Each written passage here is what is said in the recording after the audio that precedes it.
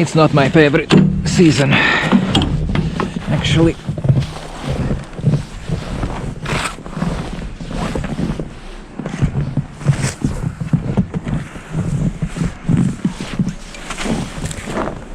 Too much snow, cold weather, and actually this all is preventing to do any work on the boat. So I'm not quite happy with that.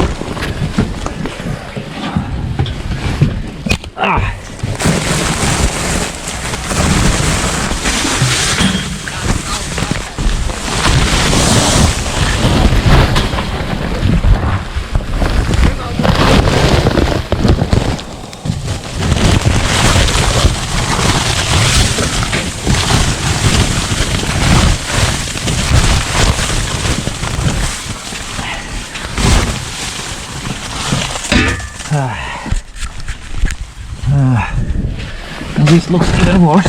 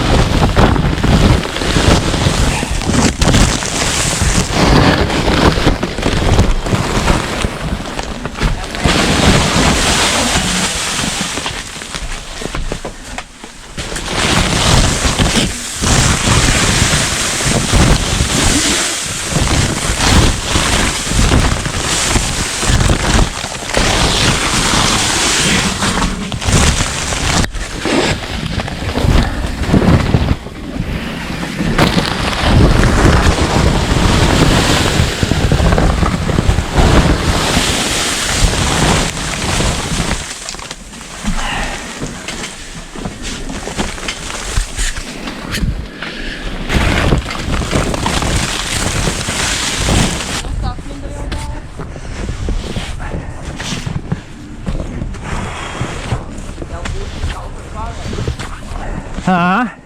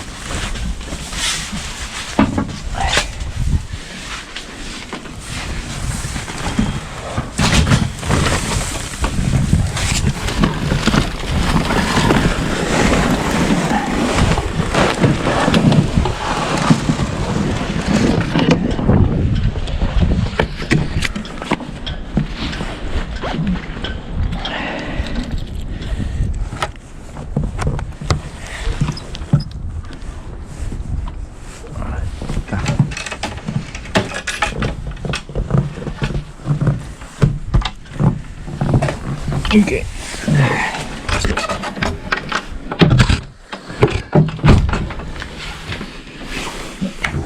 Okay.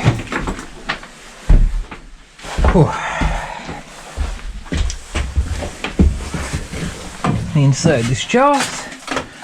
That is to be expected. At least I see no new leaks or something. Yeah, but everything is waiting for a warmer weather. The only place warm here actually is the aft cabin, where the heater is turned on permanently to keep things dry. And I hope it will keep dry the entire boat, as all of possible vents and shafts are open to the other part of the boat, so it's not -degrees, at least here inside. So yeah, the greenhouse issue is fixed. Some of the snow removed, but that's about all I can do now. And all is left in as it was. I don't see any new leaks here. Shouldn't be, because this is replaced last winter, last autumn. Okay, here I don't think we have leaks as well, so I think it's good for now. Let's wait for a better time. All I can say for now.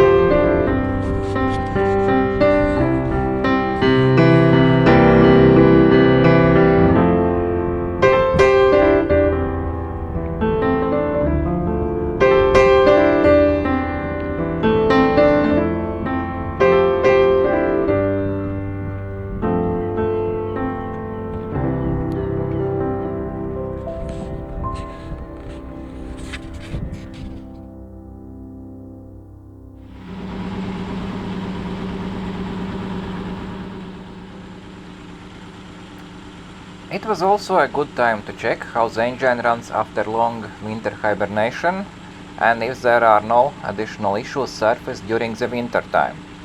So far everything is looking fine, it runs as expected, I'm not getting any significant leaks, some drops here and there, but that is expected given my current welding skills. So we can proceed with further repairs in the boat.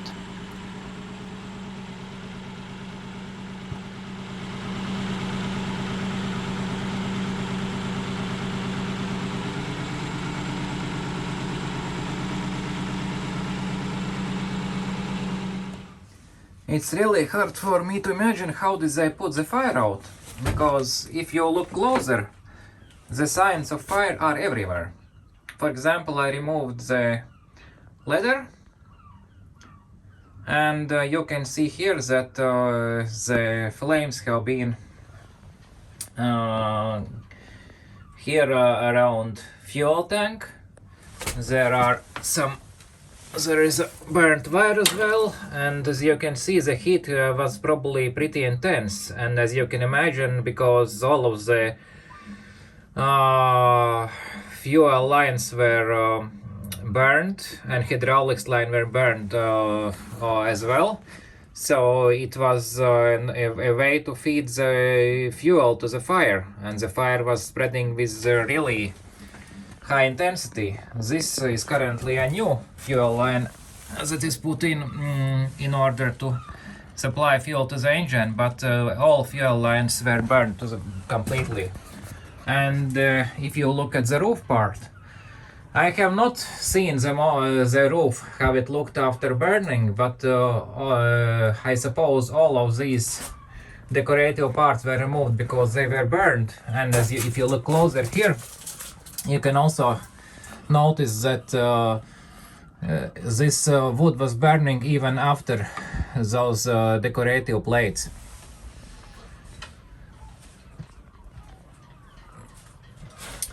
And so the same is for frontal part. As for here, sorry, I have to apologize for the mess here, but all of the controls were gone. This steel plate, it was repainted after fire, and I can see because the paint is different than in other parts of the boat. So basically all of the controls, electricity, whatever was there were lost. The only thing which survived, it was steering wheel and some other minor parts. And it was also a perfect time to install an Eberspacher hydronics unit, because the old one was dead and still the weather was cold, so additional heat would never hurt in such condition. So we will see how it runs in the next episode.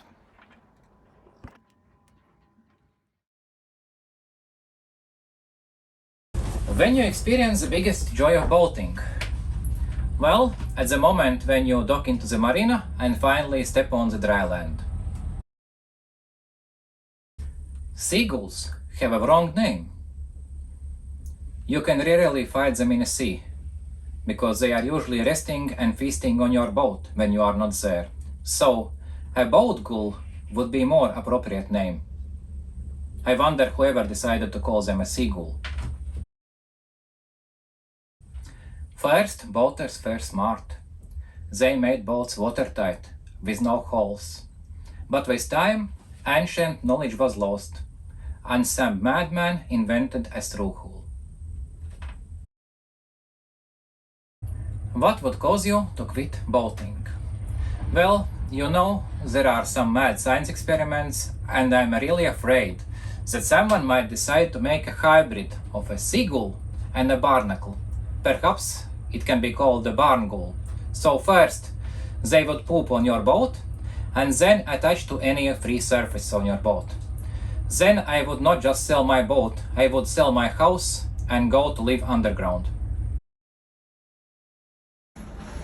So, today I got an interesting package. A package I was waiting for. But not only waiting, I'm a little bit scared of it. You might ask me why I'm scared of the package. Once I open it, you will probably understand.